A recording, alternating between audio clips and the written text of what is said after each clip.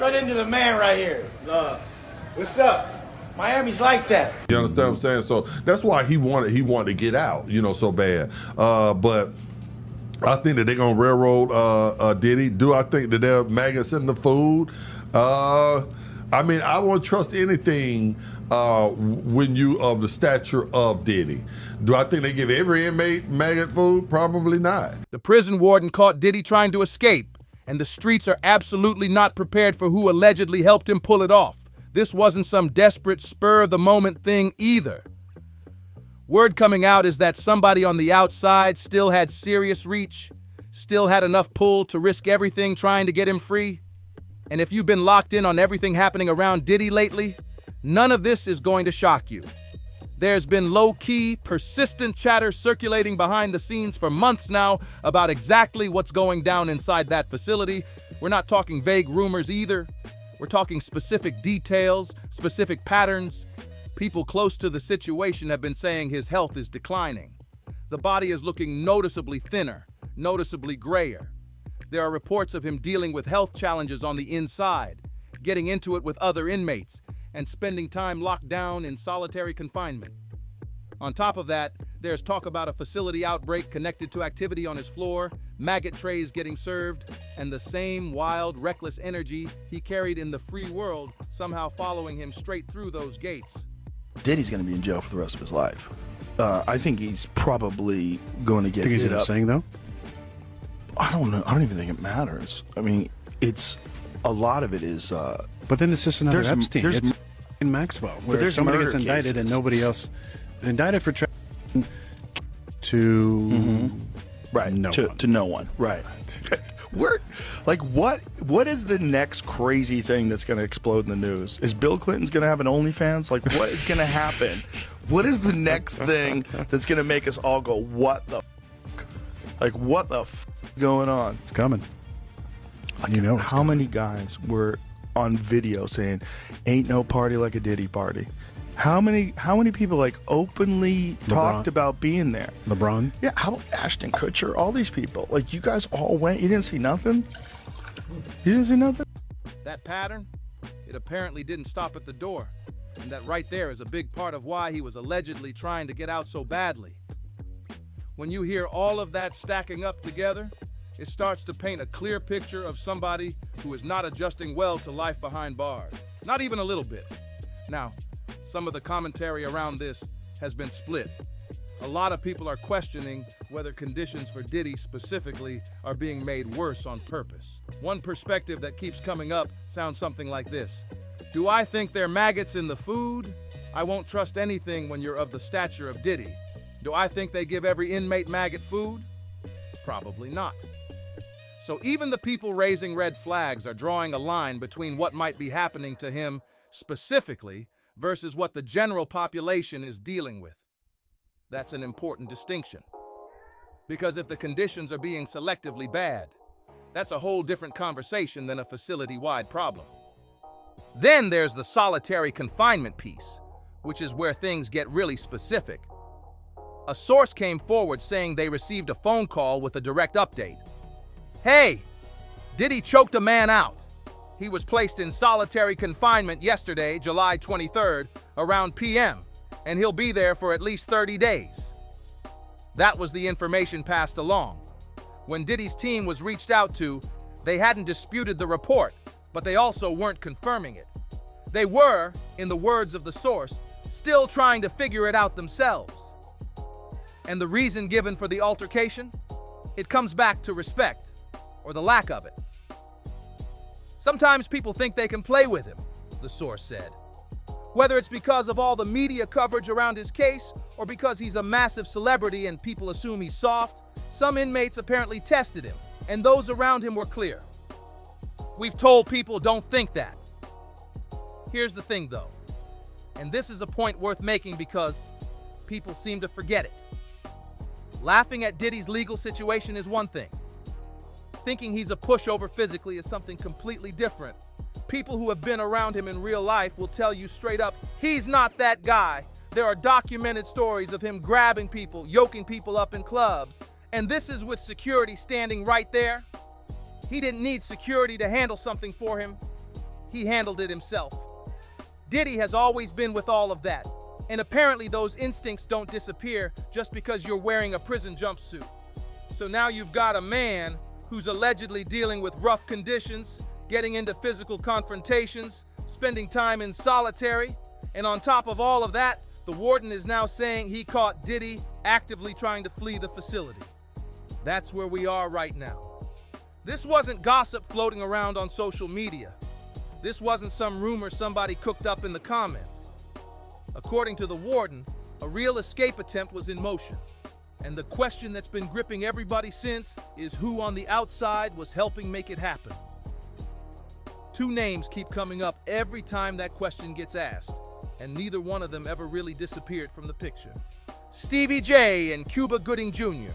While the rest of the industry was either going quiet or flooding timelines with no Diddy posts, these two stayed close.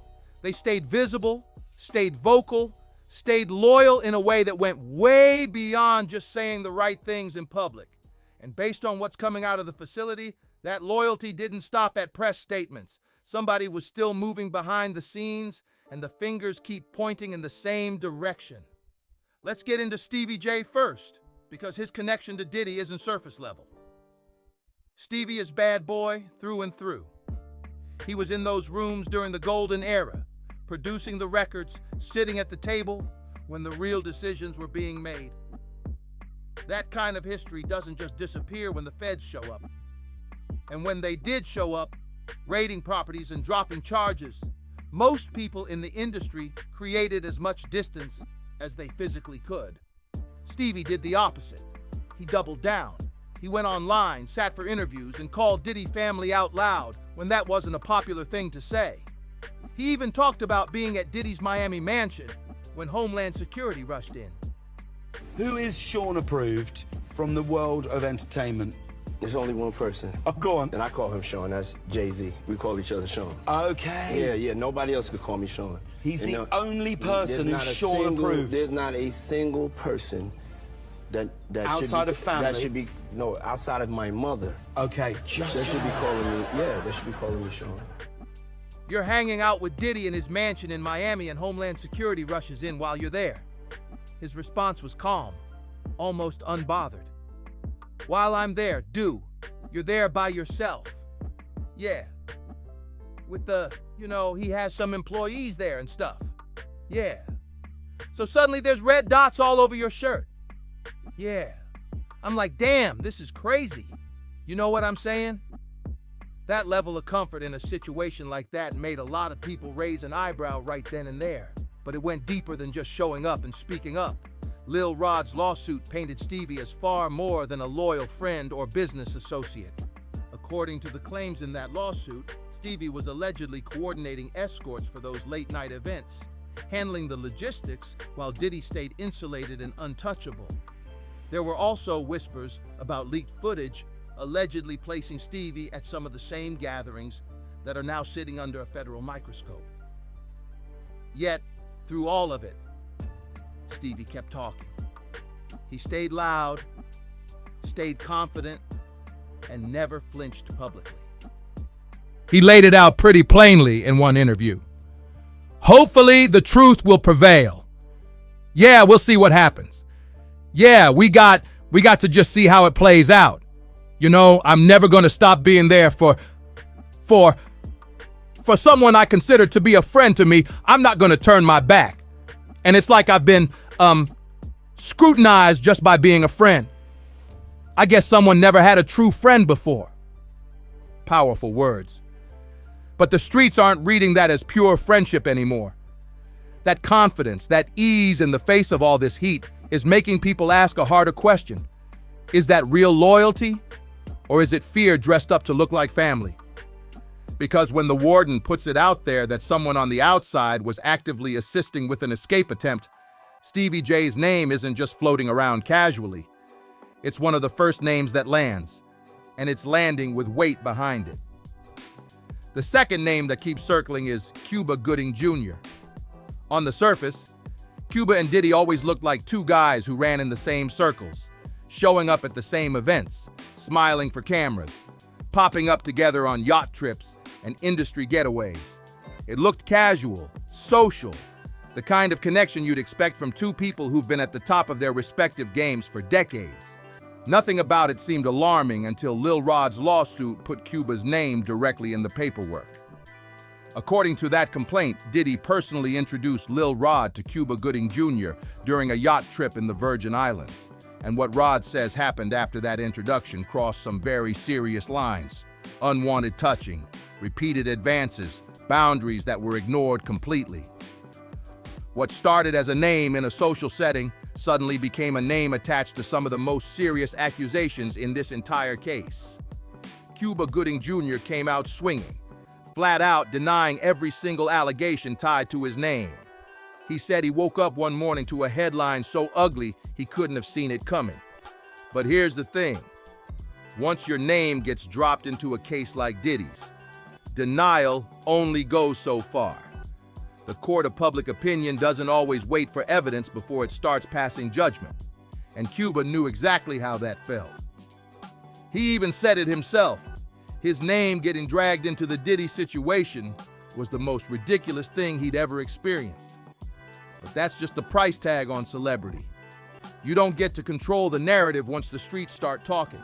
And the streets were very much talking. The problem for Cuba wasn't just the accusation itself. It was his reaction to everything happening around it. Right before sentencing, when most people in Hollywood were putting serious distance between themselves and Diddy, Cuba was publicly offering prayers and words of support. That's a choice. And in a moment that charged, a choice like that reads like a statement whether you mean it to or not. Then you layer on the warden's comments about outside help connected to a possible escape attempt, and suddenly Cuba's name sitting alongside Stevie J in those conversations had people doing a double take. The loyalty angle hit different at that point. Put that next to all the celebrities who went completely silent, and the contrast becomes impossible to ignore. Joe Rogan actually laid this out pretty clearly a few months back. He pointed out that certain celebrities didn't go quiet out of pure fear. It was self-preservation, plain and simple. Too many powerful people are tangled up in the same circles, and opening their mouths would mean answering questions about their own involvement. Rogan put it bluntly. There are so many powerful names on those lists. People who went to those parties and did what they did, and speaking up would crack the door open on their own lives. 50 Cent has been hammering on the same point since the beginning. He's made it crystal clear that he's one of the only ones willing to actually say something out loud while everyone else keeps their heads down. And sometimes, silence from that many powerful people all at once communicates more than any courtroom testimony ever could. The hip-hop culture conversation got pulled into this too. People started asking whether the culture itself was on trial alongside Sean Combs. And the answer, according to those paying close attention, was no, not exactly. But the silence from within the culture was creating its own problem. If nobody speaks, the assumption becomes that everybody's okay with it. That's not a position any community wants to sit in. Take Meek Mill as a case study. The rumors connecting him to Diddy had been swirling for years before any of this went public. Claims that he was one of Diddy's favorites kept resurfacing, with people pointing to matching fits, shared vacations, and poolside footage that a lot of folks thought looked a little too comfortable for just a business relationship. Meek's response was loud and emotional. He jumped on the anti-Diddy wave online, went on rants about being a real one from the trenches, and blamed bots and coordinated smear campaigns for dragging his name through the mud. He even started threatening people who kept the conversation going. Yo, Sal, what's up? Yeah, y'all already know how we playing out this. This is real life. Real life. You know Diddy gang, Meek Mill in real life. Don't ever disrespect me, you Talk heard? that Meek. Yeah, Meek. But the internet had already made up its mind, and to a lot of people, the intensity of his denials didn't feel like confidence. It felt like someone trying to get ahead of something. Then the audio started circulating. Clips allegedly capturing a level of intimacy between Meek and Diddy that went far beyond what anyone had officially acknowledged. The leaks spread fast, and whatever ground Meek had tried to recover with his online presence started slipping away all over again. If that recording is actually legitimate, it fills in a lot of blanks. The silence makes sense. The panic makes sense. The sudden distance that certain people put between themselves and Diddy the moment things got serious. That makes sense too. When the legal pressure started mounting, Meek Mill backed all the way up. But Stevie J and Cuba Gooding Jr. made a different call. They stayed close. Close enough, apparently, that the prison warden is now linking both of their names to something far more serious than a loyalty question, an alleged escape attempt. And then there's that recording floating around out there. The one where someone is apparently pressed against a door, phone in hand, listening to what's going down on the other side. The voice on that clip describes everybody being passed out, describes Diddy going, in their words, into overdrive. They talk about what they heard through the door, the sounds, the voices, Diddy slipping into that whole daddy energy, the struggling, the hollering. The person claims they kept the phone there deliberately, recording the whole thing because they knew exactly what they were hearing. Whether that clip is verified or not, it's been spreading, and it's adding another layer of noise to an already chaotic situation. Happy birthday chatter in the background, casual voices, the whole thing wrapped around something deeply unsettling. Now here's where Meek Mill fits into this differently. His connection to Diddy isn't about being in a room or on a recording. It goes back further than that, and it runs quieter. Usher's story is the one that really reframes everything, though. He moved in with Diddy as a teenager. Not for a weekend, not for a studio session, he lived there. And for years after that, when people would ask him about it, he chose his words very carefully. He said what he witnessed was curious. That was the word he kept landing on. Curious. Then at some point he hinted pretty strongly that he would never in a million years let his own children experience what he did during that time.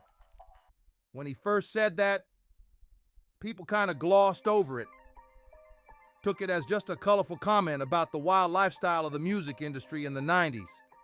But sitting here now, with everything that's come out, those words don't sound colorful anymore. They sound like someone who has been carrying something heavy for a very long time and only letting the edges of it show. The story behind how Usher ended up at Diddy's place is its own thing. It was L.A. Reid's idea. He essentially packaged it as a mentorship opportunity, called it Puffy Flavor Camp, and sold a teenage Usher on the idea that this was how you learned the industry. Usher has talked about it in interviews, describing Puffy's place as just filled with women, orgying constantly, and saying flat out that at 13 years old he was seeing things he didn't even have the framework to understand yet. He described it as wild. Pretty wild. And when someone asked him point blank if he'd ever send his own kid to something like that, he didn't hesitate. Hell no. That's not a casual answer. That's a man telling you everything without technically telling you anything. And Usher isn't alone in that category. Naomi Campbell's name keeps coming up every single time the conversation shifts to private islands and exclusive guest lists and the kinds of gatherings that weren't exactly open to the public. Jay-Z spent years moving through the industry almost like a twin mogul alongside Diddy. They were that close. And then the moment Rico-level heat started entering the conversation, Jay went quiet in a way that was hard not to notice. To ask questions like, were their decisions colored by certain things, and who got the benefit of the doubt, in that courtroom? Do you think that hip-hop culture was on trial as much as Sean Combs was? Look, if I didn't say anything, you would interpret it as hip-hop is fine with his behaviors. There's no one else being vocal. So you would look at it and just say, because that mind your business, or let me not say nothing about nothing, or those things, it would allow the entire culture to register as if they're for that. These are people who understood exactly what proximity to Diddy meant, and they all had their own reasons for saying as little as possible. But Stevie J and Cuba Gooding Jr. didn't take that road. They stayed visible. They stayed connected. And now, according to the prison warden, that decision may have crossed a serious line. We're not just talking about two celebrities who stayed loyal publicly. The warden is saying their involvement may have extended into actually helping facilitate an escape attempt. That's a completely different conversation. That moves this out of the gossip lane and into something with real legal consequences. The whole thing keeps getting stranger. There's a clip circulating with someone going by Shaw, referencing Mob King, talking about shoes, asking who's truly approved from the world of entertainment. It sounds almost coded. And in the middle of all this noise, that question keeps bouncing around. Who actually knew? Who actually helped? And who's still trying to protect something that's already been blown wide open? And this clip says everything. Beyonce sitting right there, totally unbothered, saying, "I call him Sean, that's Jay-Z." Then she laughs and adds, "We call each other Sean." The interviewer pauses, clearly caught off guard. She keeps going. "Nobody else could call me Sean. He's the only person Sean approves." Then she's direct about it. "Not a single person, outside of family, outside of my mother, should be calling me that. They should be calling me Sean." That kind of intimacy, that kind of private language between two people is a world away from where Diddy sits right now. And when you stack everything we know about his current situation, the desperation starts making a whole lot of sense. The health issues are real. The warden already confirmed his body is breaking down. There's the diagnosis, the physical deterioration, the psychological toll of constant surveillance. He went through a solitary stretch after the latest confrontation inside. Then Clive Davis stepped back, the outside cover started getting thinner, and the support network that used to insulate him began to shrink.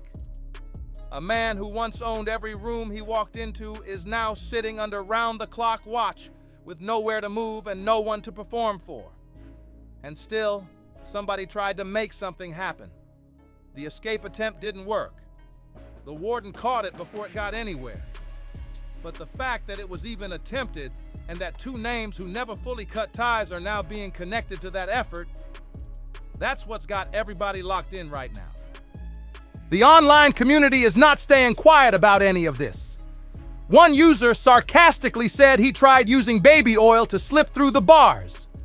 Another jumped in with, "He's got white hair now, can't exactly get hair dye in jail." But underneath all the jokes, people are asking the real questions. What exactly is sitting inside those outside connections that made an escape attempt feel possible in the first place? And if the warden is already naming Stevie J and Cuba Gooding Jr. as people who tried to help, how much longer before the full picture comes out? How many more names are on that list? How many people are still picking up the phone? Because here's the thing, stories like this don't stay contained. Every new detail pulls another thread. And that list of names connected to all of this is only going to get harder to ignore as this case keeps moving forward. Drop your thoughts in the comments below, because this conversation is just getting started. If you've been keeping up with everything unfolding around this story, hit that like button and make sure you're subscribed so you don't miss a single update as it drops. See you in the next one.